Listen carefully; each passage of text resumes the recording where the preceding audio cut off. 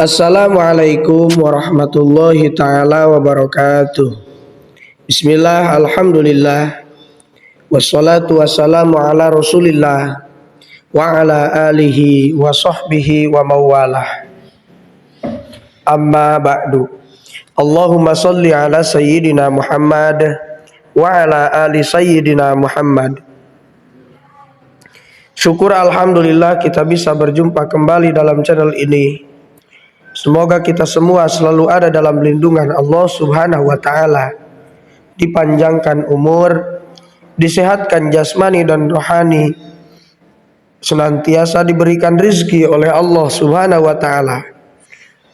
Salawat dan salam semoga tetap tercurah limpahkan kepada Nabi kita, Nabi besar Muhammad sallallahu alaihi wasallam. Tidak lupa kepada keluarganya, kepada sahabatnya, kepada tabi'in tabi'atnya, juga sampai kepada kita semua selaku umatnya. Amin ya Allah ya Rabbal Alamin. Hadirin sahabat beriman yang dirahmati Allah, dalam kitab Ta'limul Muta'alim diceritakan bahwa Imam Asy-Syafi'i pernah berkata, barang siapa yang hendak meraih puncak, maka dia harus bangun malam. Untuk mencapai kedalaman ilmu dan kemuliaannya, seseorang haruslah bekerja keras. Bangun di tengah malam adalah salah satu caranya. Seukuran kerja keras itu akan didapat sesuatu yang dicita-citakan oleh kita. Bangun di tengah malam adalah sebuah proses untuk mencapai ketinggian ilmu, keberhasilan usaha, dan kesuksesan memimpin. Seorang ulama besar pastilah telah melewati malam-malam panjang untuk belajar. Seorang pengusaha besar pasti telah mengisi malam-malamnya dengan doa agar usahanya di kala siang memperoleh kemudahan. Pun seorang pemimpin umat. Mungkin mereka inilah yang dimaksud oleh Allah Subhanahu wa taala dalam firman-Nya. Di dunia mereka sedikit sekali tidur pada waktu malam. Quran surat Az-Zariyat ayat 17. Artinya, mereka mengisi malam dengan tafaqquh fiddin, berzikir dan qiyamul lail. Tentu, mengisi malam dengan cara seperti itu akan mendapat kemuliaan dunia dan kesenangan di akhirat kelak. Menurut Syekh Hamami Zadah dalam kitab Tafsir Yasin dijelaskan, malam adalah perjalanan para perindu menuju kehadirat Allah Subhanahu wa taala. Bahkan dengan suara lirih mereka kerap bersenandung, duhai sekiranya waktu-waktu malam terus berlangsung. Itulah yang dikatakan oleh mereka para perindu Allah Subhanahu wa taala. Selain itu, Syekh Hamamijadah berkata, malam adalah tempat memohon ampunan kepada Allah Subhanahu wa taala, mengadukan kekurangan dan penyesalan kita kepada Allah Subhanahu wa taala. Hadirin sahabat beriman yang dirahmati Allah, malam-malam panjang telah memperjumpakan para nabi dengan Allah Subhanahu wa taala. Pertama, Nabiullah Ibrahim alaihissalam disandangkan pakaian kemuliaan oleh Allah Subhanahu wa taala pada malam hari. Allah Subhanahu wa taala berfirman dalam Al-Qur'an, ketika malam telah menjadi gelap, dia melihat sebuah bintang. Quran surat Al-An'am ayat 76. Inilah kisah Nabi Ibrahim alaihi salam dalam menemukan Tuhan. Yang kedua, malam-malam panjang juga dilewati oleh Nabi Yunus alaihi salam pada saat berada di perut ikan dengan memperbanyak doa. Doa beliau diabadikan dalam Al-Quran. Ia, Nabi Yunus, menyeru dalam keadaan yang sangat gelap bahwa tidak ada Tuhan selain Engkau. Maha suci Engkau. Sesungguhnya aku adalah termasuk orang-orang yang zalim. Quran surat Al-Anbiya ayat 87.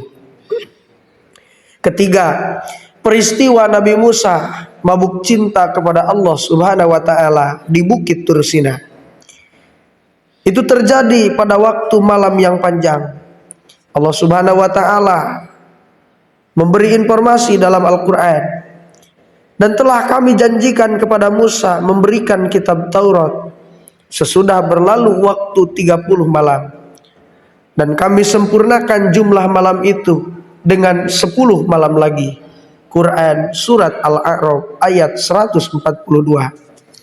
Yang keempat, peristiwa Isra Mi'raj yang dialami oleh Nabi kita, Nabi Muhammad sallallahu alaihi wasallam, di mana beliau mencapai kedudukan yang tinggi, juga terjadi pada waktu malam hari.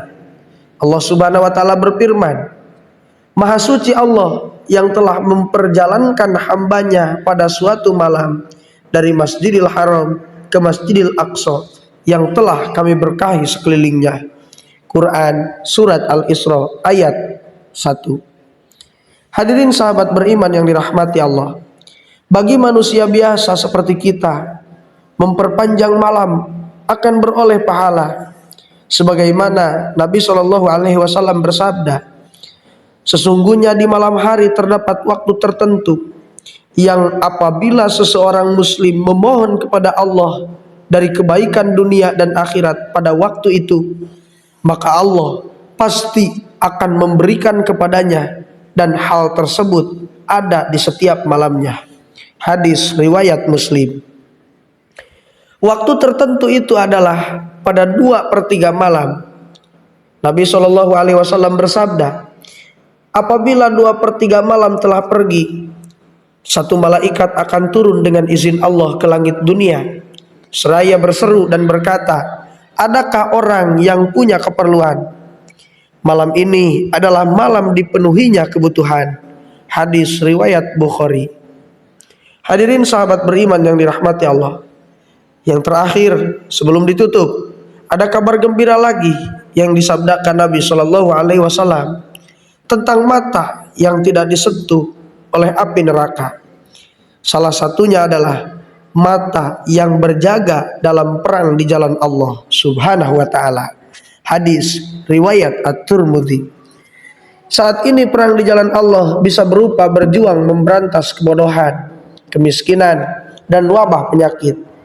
Dan yang paling hebat adalah berjuang di jalan Allah melawan nafsu kita sendiri. Hadirin sahabat beriman yang dirahmati Allah, itulah diantaranya kemuliaan-kemuliaan yang ada pada waktu malam. Bahkan para ulama kebanyakan beliau sering bangun di waktu malam untuk meraih kemuliaan di hadapan Allah Subhanahu wa taala. Mungkin itu saja yang bisa saya sampaikan. Semoga bermanfaat dan semoga kita semua senantiasa istiqomah dalam melaksanakan kebaikan. Mohon maaf apabila terdapat kesalahan. Wassalamualaikum warahmatullahi wabarakatuh.